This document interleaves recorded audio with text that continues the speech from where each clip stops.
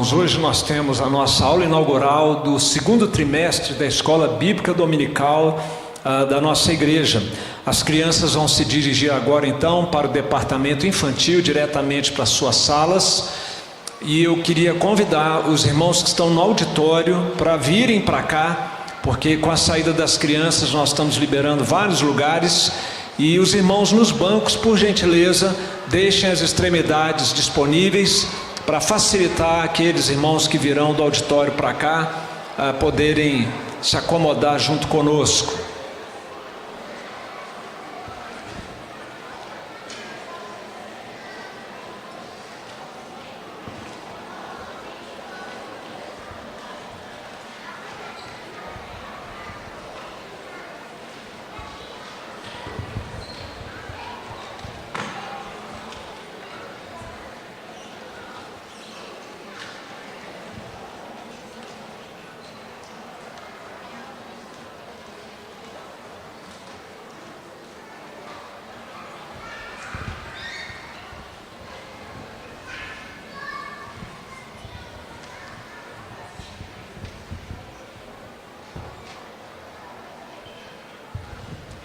As gestantes também vão se encaminhar agora para a classe especial que será ministrada a elas sob orientação da nossa Sociedade Auxiliadora Feminina.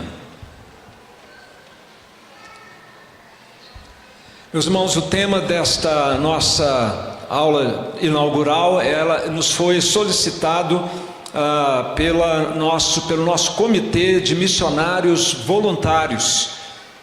Uma vez que nós começaremos dia 27 de abril um programa novo na nossa escola bíblica dominical, inédito até então, que teremos uma classe de preparação dos missionários voluntários. Geralmente esse treinamento era feito durante a semana, mas para que nós possamos alcançar mais pessoas, mais voluntários no treinamento, nós faremos essa caráter experimental, essa classe na nossa escola bíblica dominical. Serão 7 encontros aqui na escola bíblica dominical e mais 2 saídas de evangelização que a nossa equipe fará ali na Vila Planalto, apoiando um trabalho que está começando ali na Vila Planalto, uma congregação do presbitério de Brasília, sob a liderança do reverendo Augusto, que já foi membro, diácono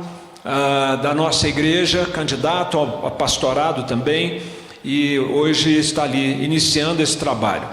Os missionários voluntários esse ano nós iremos para Carmo do Paranaíba, nesse período de 19 a 25 de julho.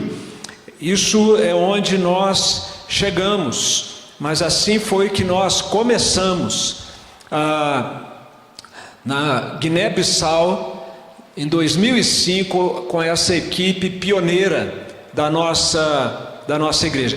Se tiver jeito, o pessoal da Missão Digital deu visualizar ali na frente, seria interessante, tá? Ali nós temos do meu lado ali, né, uma equipe de... ali são 7 jovens, está faltando um. Ele estava ali, por ali, agora mesmo. Acho que ele foi para o departamento infantil, deve estar voltando. Mas nós temos ali o Conrado, dentista, Isabela, arquiteta, Kelly, missionária, Franciele, médica, Calula, médica, Humberto, médico, no colo dele eu não sei a profissão, e a dentista, nossa dentista Letícia. E na outra foto aqui, já na chegada na Guiné-Bissau, o que estava ausente, que é o Renato Dourado, aquele de blusa alaranjada ali. Eram então 9 jovens naquela época, faz tempo. 20 anos então de missionários voluntários, nós estamos completando agora com essa 24ª edição dos MVs, e nós vamos então falar desse que tem sido o lema dos missionários voluntários nesses 20 anos. Anunciar uma vocação dos missionários voluntários, que na verdade é a vocação de todo crente, a vocação de toda a igreja, anunciar e praticar o amor de Deus. Nós vamos seguir esse sumário, nós vamos partir aqui de um texto base da grande comissão, vamos tratar com os irmãos do rio do discipulado, a cultura de discipulado, a empatia no discipulado e o desafio incompleto. Vamos ao texto bíblico inicialmente, e eu convido os irmãos para que juntos nós façamos essa leitura. Leamos juntos, irmãos. Jesus, aproximando-se, falou-lhes dizendo: toda a autoridade me foi dada no céu e na terra. Ide, portanto, fazei discípulos de todas as nações, batizando-as em nome do Pai e do Filho e do Espírito Santo, ensinando-os a guardar todas as coisas que vos tenho ordenado. E eis que estou convosco todos os dias, até a consumação do século. Senhor, nós pedimos a graça do Senhor para esse momento sublime em que nós nos colocamos diante da santa palavra do Senhor, palavra inspirada pelo Espírito Santo por meio de homens do Senhor, profetas, apóstolos, capacitados por Ti, ó Deus. E palavra essa que tem toda a autoridade, porque ela é a voz do Senhor para nós. E oramos, ó Deus, para que essa palavra continue a frutificar na vida de cada um dos que se encontram aqui, das nossas crianças que já estão nas suas salas, daqueles que ouvirem esta palavra nesta manhã pela internet ou que ouvirão futuramente, mas que a Tua palavra, Senhor, frutifique segundo os propósitos que o Senhor tem para cada um de nós. Oramos em nome de Jesus. Amém. Meus irmãos, a missão da igreja é uma vocação divina, por isso o título da nossa aula é uma vocação, é um chamado de Deus, uma convocação de Deus. Nós não temos uma alternativa, não é uma opção programática que nós aderimos e abraçamos se nós desejarmos ou não, mas é uma vocação de Deus para nós. E esse texto ele é extremamente esclarecedor e encorajador para a nossa missão, para a realização daquilo que nós somos incumbidos. Em primeiro lugar, esse texto fala da autoridade da missão. Nós não fazemos ou não realizamos a missão em nosso próprio nome. Jesus disse: toda a autoridade me foi dada no céu e na terra. E é imbuído desta autoridade que Ele nos comissiona, que Ele nos delega essa responsabilidade. Por isso a Bíblia diz que nós somos embaixadores de Cristo. Nós falamos em nome dEle, na autoridade dEle. E isso tem um peso muito grande, irmãos. Nós não somos vendedores de um produto comercial.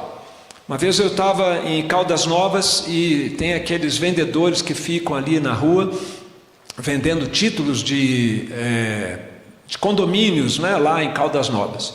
E naquele dia eu estava com paciência, eu falei: deixa eu ver como é que funciona isso daqui. Eu não queria comprar o título, queria entender a dinâmica deles. E eles foram conduzindo a minha Gleides naquela venda de uma maneira assim magistral. Eles me encurralaram.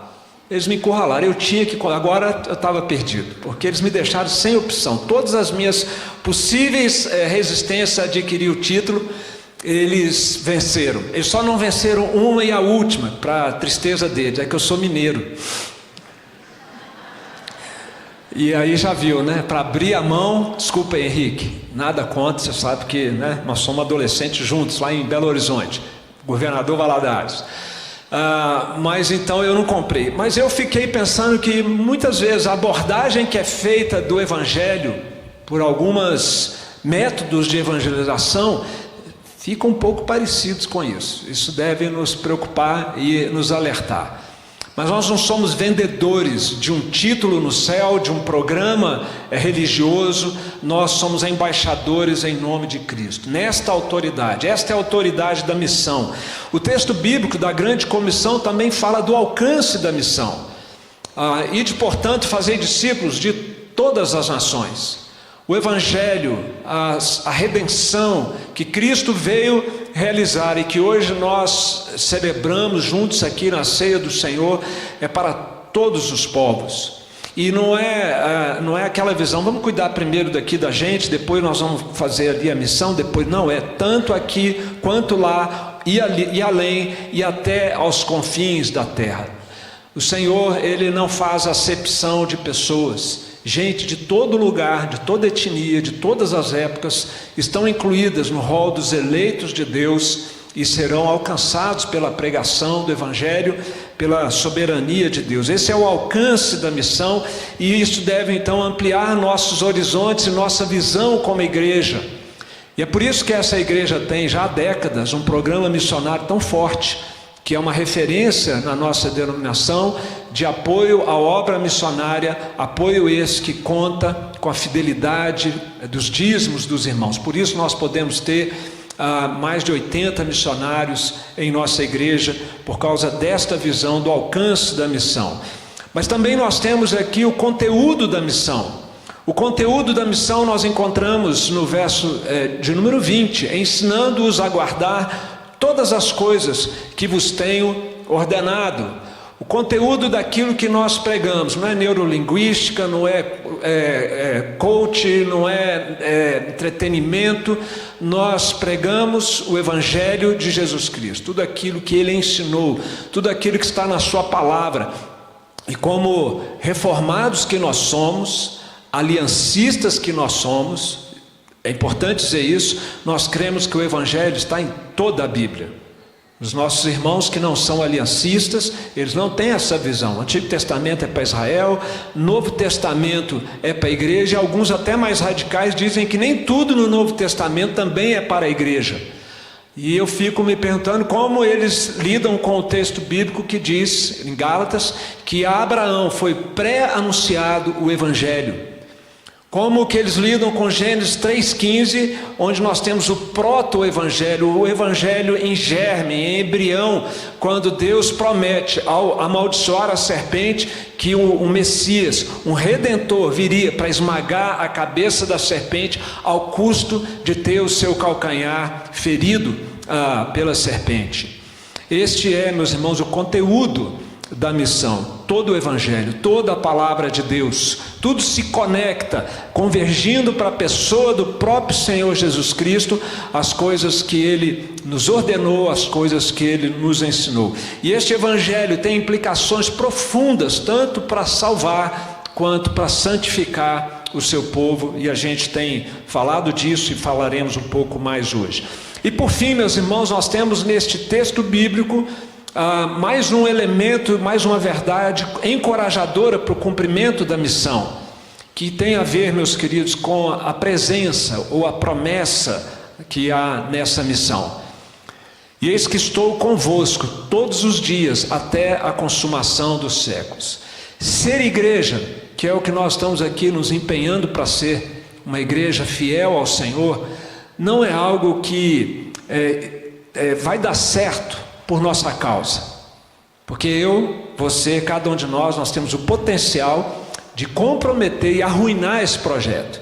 Mas Ele disse: eu estou com vocês todos os dias, e eu edificarei a minha igreja, nem as portas do inferno poderão prevalecer contra ela. Essa é a presença na missão.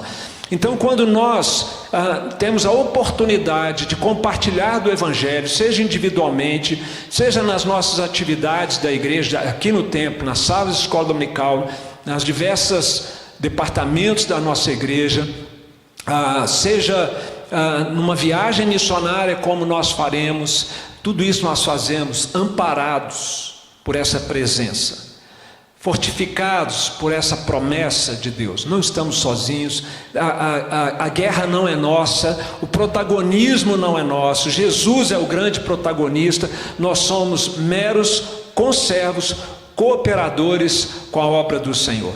E é por isso que a gente se anima então a fazer a obra de Deus, a compartilhar desse Evangelho de maneira esperançosa, por causa da promessa do Senhor.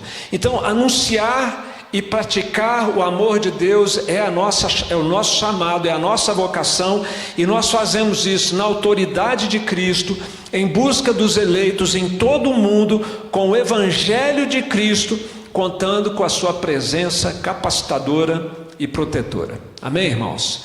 Esta é a grande comissão, de maneira bem sucinta aqui, trazida para os irmãos. E há um grande objetivo, então, na realização da grande comissão.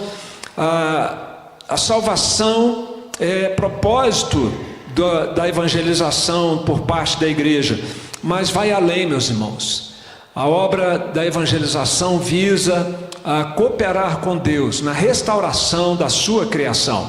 Nós temos aí dois textos bíblicos, um em Gênesis e outro que remete ao final dos tempos. No Gênesis nós temos a terra sendo amaldiçoada, e no final dos tempos, ali em Pedro e também em Apocalipse, nós esperamos, segundo a sua promessa, esperamos novos céus e nova terra nos quais habita a justiça. Entre aquele acontecimento fatídico e esse acontecimento extraordinário que nós aguardamos, Deus colocou aqui a sua igreja. Primeiramente Cristo veio, fez a obra redentora, e agora nós, como igreja, somos seus instrumentos para promover essa restauração que visa a glória do nosso Deus. Como é que Deus será glorificado? Deus será glorificado, meus irmãos, e eu recorro aqui à nossa confissão de fé de Westminster, de duas maneiras singulares. Deus será glorificado na salvação dos seus eleitos, porque nenhum de nós merece a salvação. Quando Deus salva um pecador rebelde, que não queria saber dele, um coração duro, a sua misericórdia fica em evidência, e nós glorificamos a Deus por ser tão bondoso, tão misericordioso com gente que não merece, como eu e como você. E a segunda maneira como Deus será glorificado, na medida em que a igreja cumpre com fidelidade a sua vocação, Ele será glorificado no juízo que Ele exercerá sobre aquilo que é chamado de os réprobos na nossa confissão de fé. Enfim, aqueles que se mantiveram rebeldes a Ele até o final de suas vidas, serão condenados. E isso soa aos nossos ouvidos, infectados pelo humanismo, soa estranho, mas isso faz parte da justiça de Deus. E se Deus não fosse justo, Ele não seria Deus. Mas Deus é justo. O pecado, a rebelião serão condenadas por Deus. Então Deus será glorificado, e nós pregamos o Evangelho. Alguns serão alcançados pela misericórdia de Deus, e outros, sobre eles permanecerá a ira de Deus, porque rejeitam o Senhor Jesus Cristo. E agora eu quero caminhar então, meus irmãos, para a nossa participação nesta grande comissão, nesta vocação que nós temos. Onde é que você entra? Qual que é a sua parte? Qual que é o seu papel? Nós vamos então ao rio do discipulado. É uma metáfora que nos ajuda a compreender a missão da igreja de uma maneira bem abrangente. Como colocar em prática Mateus 28, 18 a 20. E aqui está então o rio do discipulado, uma metáfora que nos mostra como funciona o cumprimento da missão da igreja. Ali nesta imagem você tem o discipulado preparatório, o discipulado normal e o discipulado corretivo ou concentrado. Vamos falar então do discipulado normal, ou do fluxo principal do rio do discipulado. O que esse discipulado normal, segundo Steve Byers, o discipulado normal é tudo o que a igreja faz para ajudar homens e mulheres a se tornarem seguidores fiéis de Cristo. Então tudo o que? Tudo quanto? Basta você tomar como exemplo, não como absoluto, mas como exemplo a vida da nossa igreja. Nós temos diversos corais, temos cultos, temos reuniões de oração, nós temos a escola bíblica dominical, as pregações, nós temos as sociedades internas da nossa igreja, diversas sociedades internas, temos várias oportunidades de serviço em nossa igreja, várias programações, toda essa movimentação da igreja. Se não estiver cooperando para tornar você e a mim mais parecidos com Cristo, é vã. Mas tudo isso acontece para ajudar você a se tornar um melhor seguidor do Senhor Jesus Cristo. E esse é o discipulado normal, é a vida normal da igreja. Agora, nós temos também o discipulado preparatório. Tudo isso faz parte da grande comissão da nossa vocação. O que é esse discipulado preparatório? Nós podemos chamá-lo de evangelização e ação social, ou pelo menos que contempla a evangelização e a ação social. É o testemunho da igreja para aqueles que estão do lado de fora do rio, para que eles adentrem ao rio do discipulado. E o que é esse evangelho que deve ser testemunhado? A nossa maneira de compreender a Bíblia Sagrada, irmãos, ajuda muito a gente até para compartilhar o evangelho. Veja aqui uma imagem sobre o resumo da Bíblia. Vamos falar juntos? Está dando para ler? Criação, queda e redenção. Esse é o evangelho. Quando você tiver que compartilhar com alguém da salvação, da redenção em Cristo, você precisa lembrar dessa estrutura que nós temos na Bíblia Sagrada. Gênesis 1 e 2, criação. Gênesis 3, queda. Gênesis 3,15 até Apocalipse 22, 21, redenção. É disso que trata o compartilhar do evangelho. E nós temos aqui uma definição feita por um missiólogo, Timothy Kerik, onde ele diz que evangelismo é o anúncio agora ele está pegando aquela estrutura, criação, queda e redenção, e detalhando um pouco mais. Evangelismo é o anúncio da promessa divina cumprida na morte e ressurreição de Jesus Cristo. A promessa divina lá de Gênesis 3,15, tá? Que foi reproduzida e amplificada ao longo da história do Antigo Testamento. Requerendo, aí vem o que é requerido na evangelização, que deve ser requerido do pecador que está ouvindo a evangelização: arrependimento e fé, resultado em perdão de pecados e na dádiva do Espírito Santo ao que assim recebe o Salvador.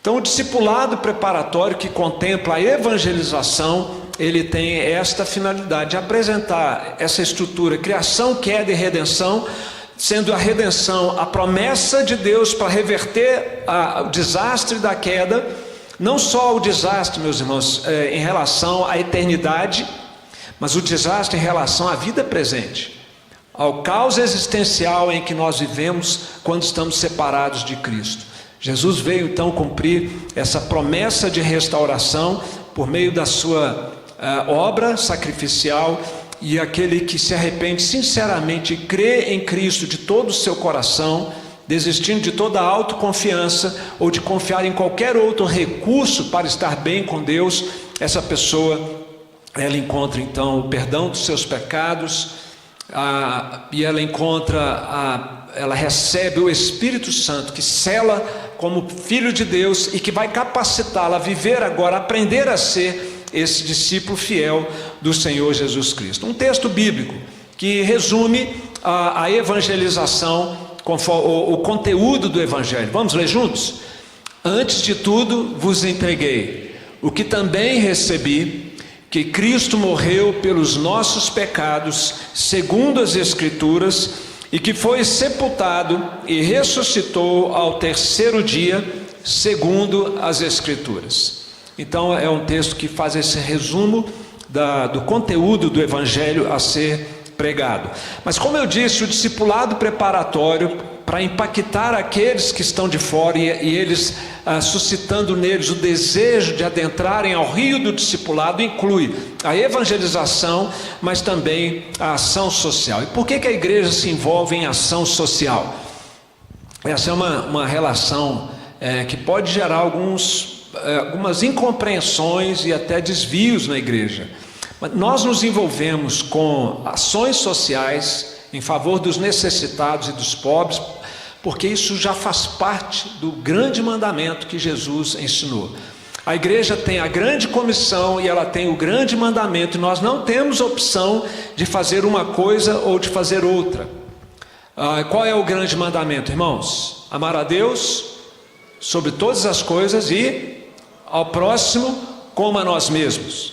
Então vamos lá, numa situação de tragédia, como aconteceu lá na Samarco, lá, Brumadinho, foi, né? a gente só deveria ir ali e fazer algum esforço de enviar recursos, se fosse para os crentes. Só se faz fila, e quem aceitar Jesus toma aqui uma cesta básica, quem não aceitar não tem cesta básica. É assim, irmãos? Não, o grande mandamento é amar ao próximo. Quem é meu próximo? Perguntaram para Jesus, né? Ele falou, é quem estiver mais perto de você precisando, né? E a Bíblia depois diz, Paulo vai dizer, olha, fazei o bem a todos, especialmente aos da família da fé. Então nós não temos opção, irmão, nós temos que realizar todos dois. E o apóstolo Paulo, ele teve uma experiência que é bastante didática para nós nessa equação, grande mandamento, grande comissão. Vamos ler juntos? E quando conheceram a graça que me foi dada, Tiago, Cefas e João, que eram reputados colunas, me estenderam a mim e a Barnabé a destra de comunhão, a fim de que nós fôssemos para os gentios e eles para a circuncisão, recomendando-nos somente que nos lembrássemos dos pobres, o que me esforcei por fazer. Você consegue perceber os dois elementos aí nessa experiência de Paulo? Grande comissão, grande mandamento. Se a gente pudesse ter assistido a essa reunião, né? Que nobreza, né? Tiago, irmão de Jesus, porque o outro já tinha sido decapitado. Cefas, que é Pedro, João, Paulo e Barnabé. Olha que time se reuniu lá em Jerusalém. Eles eram colunas da igreja em Jerusalém, e Paulo um outsider, que tinha chegado depois, fora de tempo, considerado apóstolo inclusive.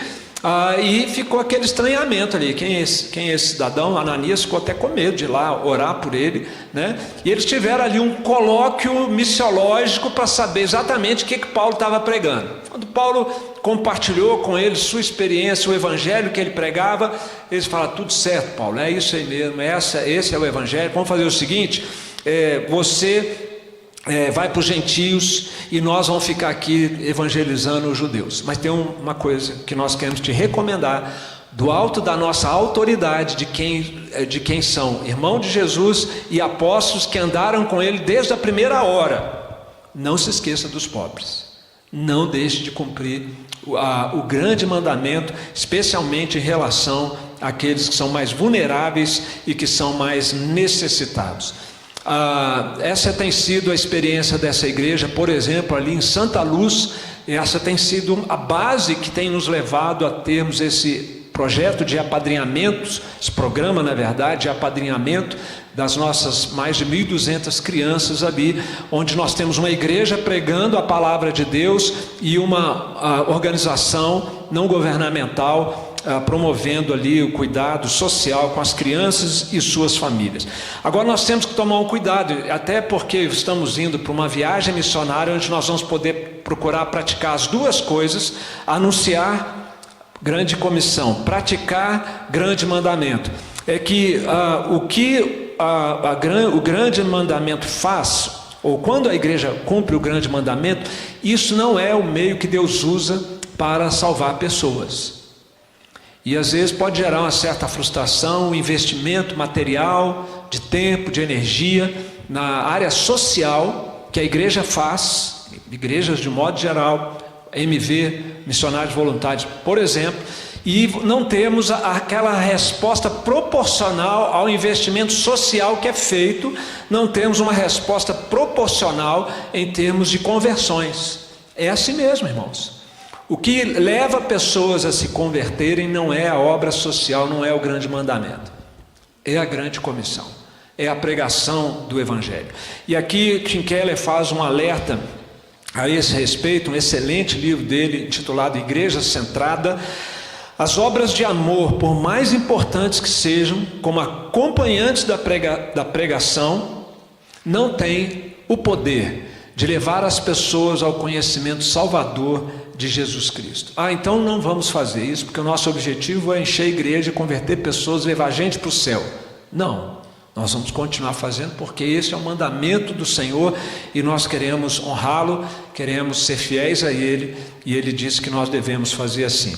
É isso então que nós entendemos, queridos, como discipulado preparatório para aqueles que ainda não estão no rio do discipulado, a evangelização e também a ação social. E agora temos como parte da grande comissão ensinar a guardar todas as coisas que eu vos tenho ordenado, o que nós podemos chamar de discipulado concentrado, ou discipulado, podemos chamar aqui de microdiscipulado.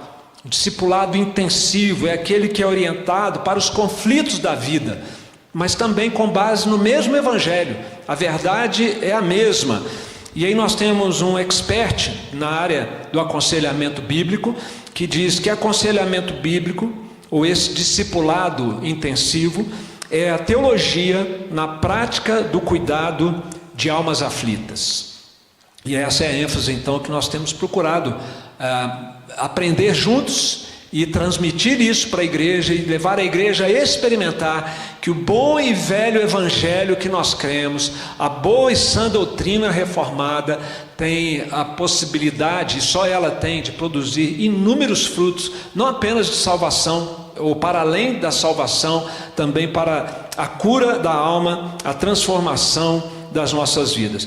E esse discipulado corretivo ou intensivo, que faz essa aplicação, visa promover a santificação do crente nas áreas mais críticas. James Packer, ele faz uma boa definição, eu gosto muito dessa definição do que ele chama de santificação. A palavra mais profunda que pode ser dita em relação à santificação é que ela é uma progressão em direção à nossa verdadeira natureza humana. Criação, queda e redenção. Criação, nossa natureza humana, homem e mulher, era aquilo lá. Isso aqui hoje é algo que lembra, até pela a idade que as pessoas viviam naquele começo, né, centenas de anos, quase 1000 anos de vida. Isso mostra a diferença que existe entre nós seres humanos de hoje e aqueles seres humanos originais, até mesmo depois da queda. Agora imagina antes da queda. E Cristo veio então, depois da queda, para restaurar em nós a nossa verdadeira natureza humana. E sabe quando é que nós somos homem e mulher de verdade? Quando nós fazemos a coisa mais difícil para o pecador fazer, que é amar a Deus e amar o próximo. E nós só podemos fazer isso sob a ação do Espírito Santo de Deus. Nós amamos porque Ele nos amou primeiro. É fruto dessa regeneração, senão nós não conseguiríamos, não seríamos capazes de experimentar essa santificação. Aqui eu quero fazer dois merchandising aqui, dois comerciais, tá bom? Primeiro, essa abordagem que nós estamos fazendo da grande comissão, ela é ampliada e estudada ao longo de todo um trimestre desse ano, na nossa escola bíblica dominical, com o nosso presbítero Heber e com Leandro Salgado, certo, Heber? É Leandro? Não, a Miguel Farinaço. Isso, com o nosso irmão Miguel Farinaço, que é um dos líderes lá do nosso trabalho no Noroeste, professor do Seminário Presbiteriano de Brasília, foi meu aluno muitos no milênio passado, e ele hoje ajuda o professor assistente com Heber na classe de a missão da igreja e o aconselhamento bíblico. Você está percebendo então que o aconselhamento bíblico está completamente envolvido dentro da missão da igreja. Aconselhamento bíblico não é uma novidade, não é um algo a mais, um plus que nós estamos trazendo para a igreja, é mais do mesmo, faz parte da grande comissão. Então eu quero recomendar assim, entusiasticamente, essa classe do aconselhamento e a missão da igreja. As inscrições devem começar a qualquer instante aí, depois o superintendente vai falar para a gente quando as inscrições vão começar. Priorize essa classe, tá? Se você tem interesse em continuar estudando esse tema. Outra classe que eu quero também fazer aqui uma propaganda é o tema do nosso biênio, irmão, santificação. Essa classe ela é ministrada pelo presbítero Lúcio e presbítero Fábio Noronha, que está ali também, tá? Então é a classe que é o carro-chefe do tema do nosso biênio, tá? Como você aprender a se tornar mais parecido com Cristo. E eu tenho notado às vezes, irmãos, que alguns temas, ao longo desses quase 20 anos, né, de renovação da nossa escola bíblica dominical, e mesmo quando nós tínhamos lá o nosso CTL aqui na igreja, CTC, Centro de Treinamento Cristão, às vezes a igreja ela gosta de temas mais, não é a igreja gosta, a natureza humana, às vezes a gente quer temas mais confortáveis, temas, classes que vão trabalhar o nosso coração, ou que vão demandar de nosso serviço, trabalho, mas nós somos servos, irmãos, e temos uma vocação, temos um chamado, e o nosso chamado é para a santidade. Nós somos predestinados para sermos conforme a imagem de Cristo. Pense nisso e considere fazer essa classe também de santificação. Foi boa a propaganda aqui, Lúcio? Foi? Então tá bom. Depois a gente acerta. Tá? Um texto bíblico, irmãos, que fala deste processo do discipulado concentrado, intensivo, orientado para os problemas e os conflitos da vida. Vamos ler juntos? Habite ricamente em vós a palavra de Cristo, instruí-vos e aconselhai-vos mutuamente em toda a sabedoria, louvando a Deus com salmos e hinos e cânticos espirituais, com gratidão em vosso coração. Instruí-vos e aconselhai-vos mutuamente. Todo mundo dá conselho, gente. Todo mundo aqui é conselheiro. A questão é o conselho que você dá para as pessoas, para os colegas de trabalho, para o cônjuge, para os familiares. É um conselho bíblico? É um conselho bem estruturado na palavra de Deus? É uma coisa que é o meu achômetro? Ou é o que a cultura em geral à nossa volta pensa? E o texto bíblico diz que nós devemos instruir e aconselhar mutuamente uns aos outros, não é só no nível da liderança da igreja e os membros, mas entre os membros nós devemos ter essa cultura, essa mentalidade de nos ensinarmos e nos aconselharmos nas questões práticas da vida em toda a sabedoria. De onde vem essa sabedoria? Olha a primeira linha do texto: habite em vós ricamente a palavra de Cristo. Nós precisamos conhecer a palavra de Cristo. Todo crente, em especial na nossa igreja, nesse movimento que nós temos feito de buscarmos o conselho de Deus para a nossa vida, todo crente devia ter como objetivo o seguinte: eu quero aprender a ser o melhor conselheiro, porque você já é. Eu quero aprender. Então você vai ler livros sobre isso, em áreas do seu interesse. Tem tanta literatura que hoje está lá disponível na nossa livraria lá embaixo e na biblioteca lá no terceiro andar ministerial da igreja. Todos nós deveríamos, eu preciso aprender mais, eu quero saber. Se você tem uma área com filho, pessoal, de trabalho, que é crítica, tem literatura para isso, vá ler. Procure conselho com irmãos mais experientes, com os pastores da igreja. Mas nós devemos procurar crescer nesse quesito do discipulado concentrado. Essa é a missão da igreja, meus irmãos: fazer discípulos de Cristo, fazer com que os discípulos de Cristo se tornem cada vez mais parecidos com Ele. Como é que nós fazemos isso? Evangelização, ação social, entrou no rio, discipulado normal, surgiram situações críticas, difíceis, complicadas na vida, ou mesmo no próprio coração, no caráter. Vamos buscar o conselho de Deus para isso, no discipulado concentrado, e assim nós temos aí a missão da igreja. Agora, uma conexão que eu quero fazer, que é importante aqui: aconselhamento bíblico e evangelismo bíblicos são peças do mesmo molde. A mesma verdade sobre Deus, a mesma verdade sobre a natureza humana e a mesma graça poderosa. Aconselhamento e evangelismo caminham juntos. É a mesma verdade, irmãos, que nós pregamos quando estamos evangelizando. O que nós falamos? Olha, você foi criado à imagem e semelhança de Deus, existe uma rebelião hoje dentro do seu coração, você precisa se arrepender, Cristo veio para perdoar os seus pecados. A evangelização, nós já vimos, é a mesma coisa com a gente que é crente. Nós temos que lembrar que fomos criados à imagem e semelhança de Deus, que há um padrão então de normalidade que nós devemos buscar viver, e esse padrão ele foi encarnado por Jesus Cristo. É o padrão do que é ser normal, como homem, como mulher. tá? E em Cristo, unidos a Ele, nós temos o Espírito Santo, aquele que foi prometido para o incrédulo. Nós já temos o Espírito Santo que fez de nós novas criaturas, fará de nós pessoas mais santificadas, e assim nós temos essa conexão. Mas há um detalhe muito especial nessa conexão, é que o aconselhamento bíblico, ele é um catalisador para a evangelização. Gente, aqui tem uma oportunidade singular para nós, vou falar um pouquinho mais daqui a pouco, para nós evangelizarmos a partir da vida das pessoas, do que elas estão vivendo, não crentes. E você sabe que o conselho de Deus é suficiente para lidar com qualquer complexidade não orgânica da vida humana.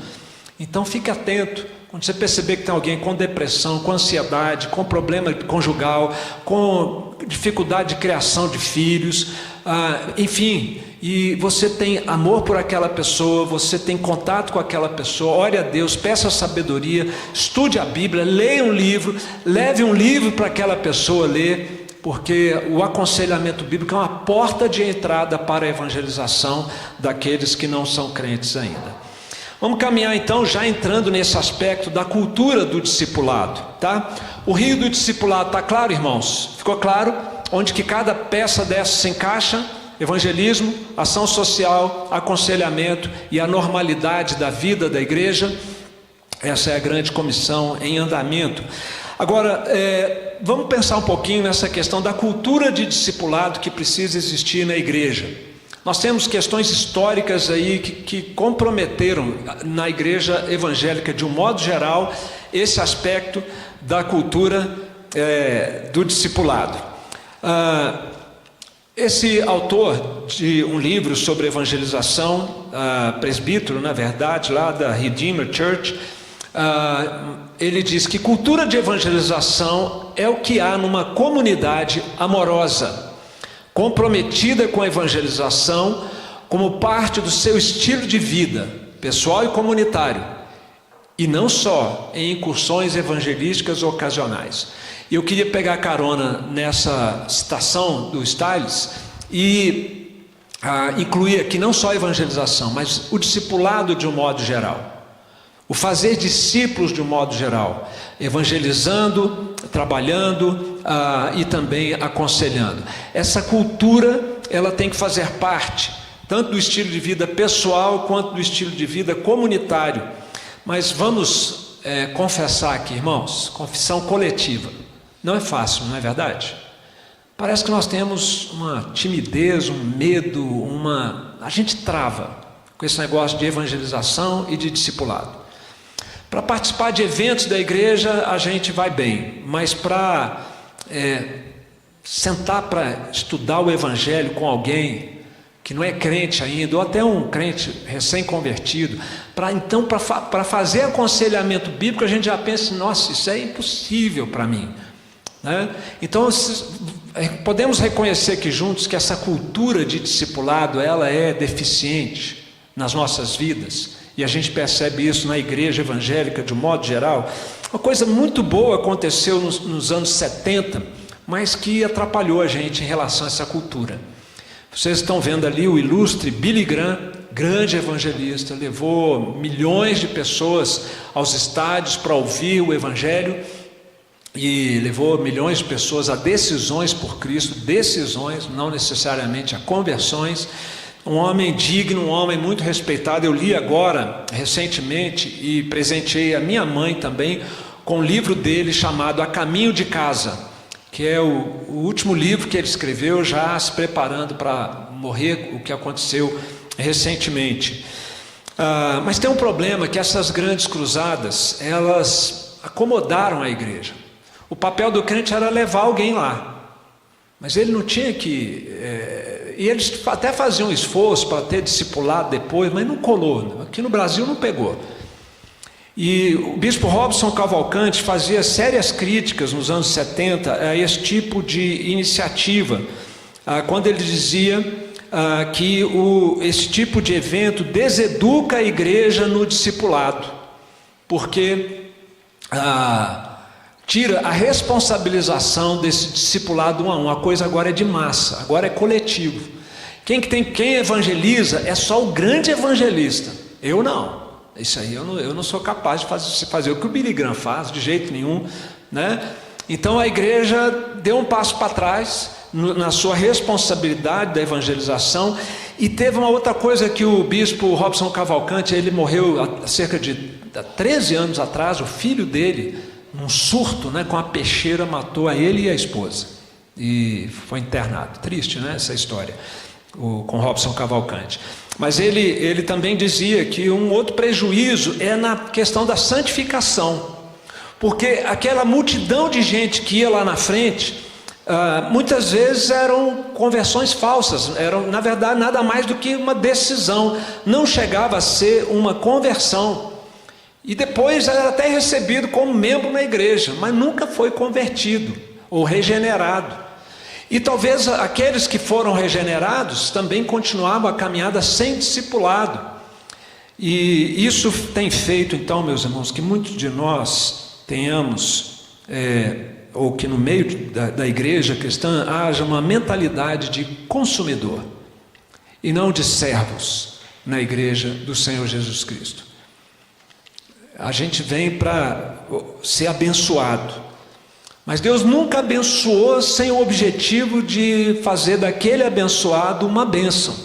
Quando ele chama a Abraão, né, ele diz: Abraão, se tu uma bênção, em ti serão abençoadas todas as nações da terra. E isso era já uma palavra profética aí a respeito da vinda do Messias. No Salmo 67, né, abençoe-nos Deus. Salmo 67, esse eu vou precisar dar uma colada aqui. Seja Deus gracioso para conosco e nos abençoe e faça resplandecer sobre nós o seu rosto. Abençoe-nos Deus, e todos os confins da terra o temerão. Olha o objetivo de sermos abençoados, é de sermos bênção, de sermos testemunhas. Então o cristão, ele não pode ser um mero consumidor, alguém que vem para receber bênçãos, mas nós todos temos que estar engajados na missão como servos de Deus que nós somos. Sproul, ele faz essa referência importante. Embora certos indivíduos tivessem o ofício de pastor, presbítero ou diácono no Novo Testamento, o ministério da igreja não é restrito a um pequeno grupo de profissionais. Todo o corpo foi equipado pelo Espírito Santo para participar na missão da igreja. E nós estamos falando aqui de cultura de discipulado, é isso. É toda a igreja ter essa consciência de que é comigo. A gente poderia chamar essa atitude de omissão, vou chamar ela aqui de atitude, síndrome do grupo de Zap. Síndrome do grupo de Zap. Sabe quando alguém num grupo de Zap da igreja fala: irmãos, nós estamos precisando de um voluntário para ir fazer um trabalho da igreja, vamos falar aqui, para trabalhar na cozinha da igreja. Agora vai ter o dia da família, para trabalhar na barraquinha lá da SAF no dia da família, ou para trabalhar na barraquinha dos missionários voluntários no dia da família. Você joga isso no grupo do Zap, o que acontece? Ninguém, vou esperar alguém e eu, não é? Com a igreja não pode ser assim. Cultura de discipulado é o seguinte: é comigo, é com você. Ninguém está excusado, ninguém está dispensado dessa responsabilidade. Olha o exemplo dos nossos irmãos, mesmo nas maiores dificuldades. Aquela imagem ali é da prisão Marmetina, é o buraco onde colocaram o apóstolo Paulo. E lá de dentro desse buraco ele escreveu o que ele estava experimentando e, como consequência, o impacto disso na vida dos irmãos. Vou pedir à igreja para ler, por favor. Podem ler.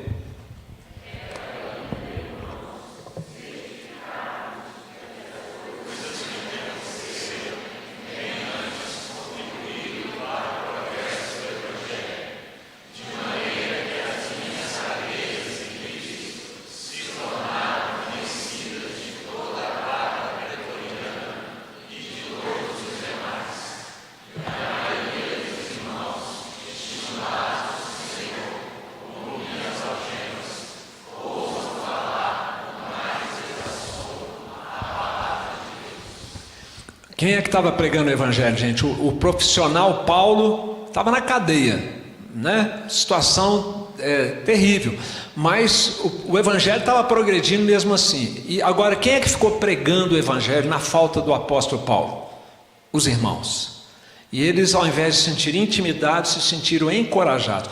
É isso que o Sproul disse ali na citação anterior. Todos nós somos capacitados com o Espírito Santo para ter ousadia, sabedoria, conhecimento na palavra. O Senhor Jesus disse que nós não deveríamos nos preocupar que a palavra nos seria dada. É assim que funciona, irmãos. Quem prega, quem dá aula, quem compartilha o evangelho vai além das suas capacidades. Acontece algo sobrenatural. Agora, a gente precisa conhecer, né?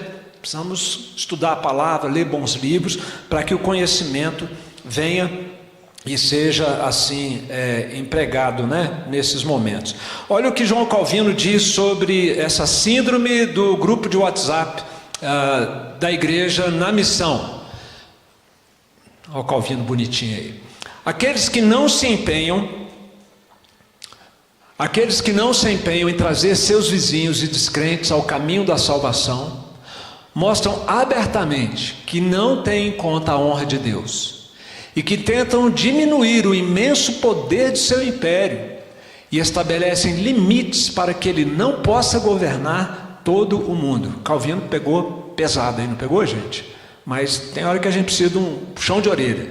De igual modo, aqueles que não se empenham em falar da salvação aos seus conhecidos, obscurecem a virtude e a morte de nosso Senhor Jesus Cristo e diminuem a dignidade dada a Ele pelo Pai. Que isso não aconteça comigo e não aconteça com você. Da gente se omitir diante das oportunidades e das responsabilidades que nós temos de compartilhar o Evangelho. Essa é a cultura do discipulado que nós precisamos desenvolver no sentido de que é comigo, é com você, é com todos nós. Vamos falar da empatia do discipulado, já caminhando aqui para o finalmente, meus irmãos. A empatia para o discipulado. Não existe conhecimento mais elevado, não existe uma verdade oculta, nada além dos recursos suficientes que encontramos em Cristo que possa mudar o coração humano. A pergunta é: o coração humano precisa ser mudado? O coração humano precisa ser mudado, irmãos. Todo o sofrimento que existe nesse mundo é resultado do pecado original, que veio de Adão e vai passando de pai para filho até chegar em mim, você e na nossa descendência. Todo o sofrimento humano ou é resultado de um pecado também direto que eu cometo, ou é de pecado de pessoas que pecam contra mim, e às vezes eu não pequei contra ela, mas a minha reação é pecaminosa e pronto, já emparelhou, né? Ou o fato de nós vivermos num mundo caído e amaldiçoado por causa do pecado, ou seja, o pecado está na raiz de todo o sofrimento humano, e se na raiz de todo o sofrimento humano está o pecado, a solução é espiritual, a solução é Cristo, é o Evangelho, é a palavra de Deus, para todo sofrimento não orgânico que o ser humano atravesse. E ter empatia no sofrimento é nós nos irmanarmos nessa experiência. É isso que acontece comigo, com você, com todo ser humano. O não crente, ele está passando por uma coisa que nós conhecemos muito bem, que é o pecado trazendo consequências para a vida dele, como traz para nós, só que nós fomos libertos da escravidão do pecado. Nós temos o recurso da graça de Deus no dia a dia, para estar nos socorrendo e nos ajudando a lidar com os nossos pecados, com pecados de terceiros, com as dificuldades desse mundo que é amaldiçoado por Deus. E aqui então Tiago fala dessa solidariedade, dessa empatia no discipulado. Sabei, vamos ler juntos? Sabei que aquele que converte o pecador do seu caminho errado, salvará da morte a alma dele e cobrirá multidão de pecados. Então essa é a experiência que tem aquele que é solidário, que tem empatia, que sofre com o sofrimento daquele que ele conhece, do seu círculo de relacionamento, e procura levar o Evangelho, procura cumprir a grande comissão em favor desses que ainda estão perdidos. Evangelizar amigos e colegas não envolve necessariamente fazer uma apresentação completa do Evangelho em um único encontro. Somente um pequeno grupo de leigos e até clérigos consegue fazer isso com eficiência. O que o Tim Keller está falando é que é mais importante a gente ter empatia, a gente ter solidariedade, a gente estar presente, a gente ir convivendo com as pessoas não crentes, do que fazer uma apresentação pronta ali do plano da salvação para o seu colega de trabalho que está com ansiedade ou que está com a luta, pensando em desistir do casamento. Então vamos lá, deixa eu te apresentar aqui todo o plano da salvação. Pode e Deus queira que haja um momento para isso, mas todos podem manifestar empatia, embora nem todos saibam fazer essa apresentação formal de todo o plano da salvação. E essa empatia, então, é que nós devemos desenvolver. O Tim Keller, então, ele propõe que a evangelização hoje seja feita de maneira ativa. O que ele quer dizer com isso? A evangelização ou o discipulado, meus queridos. Ativa é o seguinte, é você não ter uma postura de mero consumista. É comigo, é com você. Estou resumindo, tá, gente? Orgânica é que é algo espontâneo, não podemos depender de eventos, como aconteceu lá na década de 70, e nós ainda estamos, de certo modo, dependentes de eventos para a evangelização. É algo orgânico, é algo da vida, empatia, relacionamento, e aí vem esse aspecto relacional no contexto de amizades. Todos os livros que estudam a questão da evangelização atestam que mais pessoas se convertem por meio de relacionamentos de amizade do que por meio de eventos. De que incursões evangelísticas ocasionais, elas têm o seu lugar, mas isso, nós não podemos olhar para um MV anual e falar, é isso que a igreja faz de evangelização. Todos nós temos que no dia a dia estarmos envolvidos com o discipulado, com a grande comissão. E é relevante, porque nós estamos aprendendo e vamos poder compartilhar com as pessoas como aplicar o Evangelho nas questões críticas e difíceis da vida humana. Essa é a relevância do Evangelho que nós somos chamados para compartilhar com as pessoas. Ela é ativa, ela é orgânica, ela é relacional e ela é relevante. O desafio do discipulado, o desafio incompleto, e eu concluo aqui, irmãos.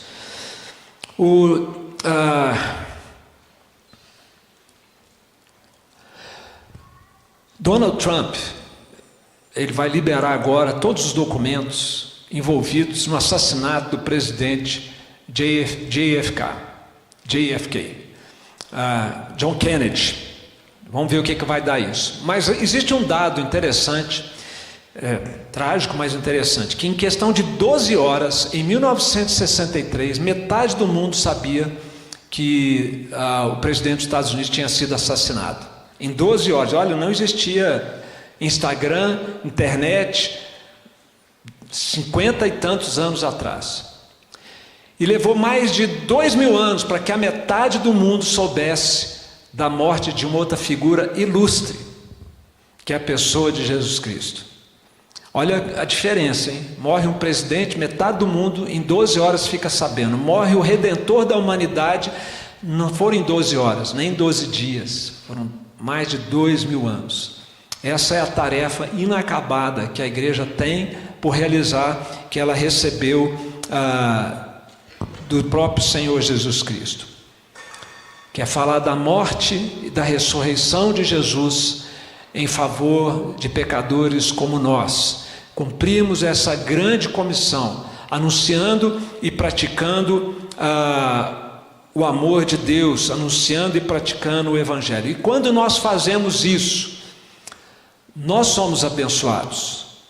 O mundo perdido é salvo e Deus é glorificado. E essa é a ordem inversa de prioridades que nós devemos ter. Todo o nosso empenho, todo o nosso envolvimento na grande comissão deve ser para que Deus seja glorificado, pessoas sejam salvas e certamente nós seremos abençoados. Esta é a vocação então que Deus nos deu e que a nossa igreja, através dos seus missionários voluntários, mas não só, através de cada um dos membros, deve procurar colocar em prática, anunciar e praticar o amor de Deus. Nós temos para isso a grande comissão e a grande promessa. A grande comissão é ide, a grande promessa, vamos ler juntos?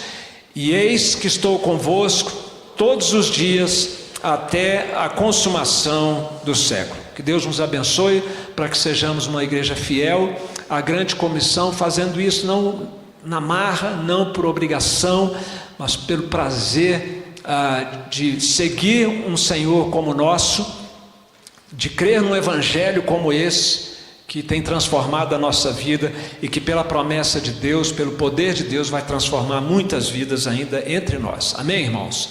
Nós vamos caminhar para encerrar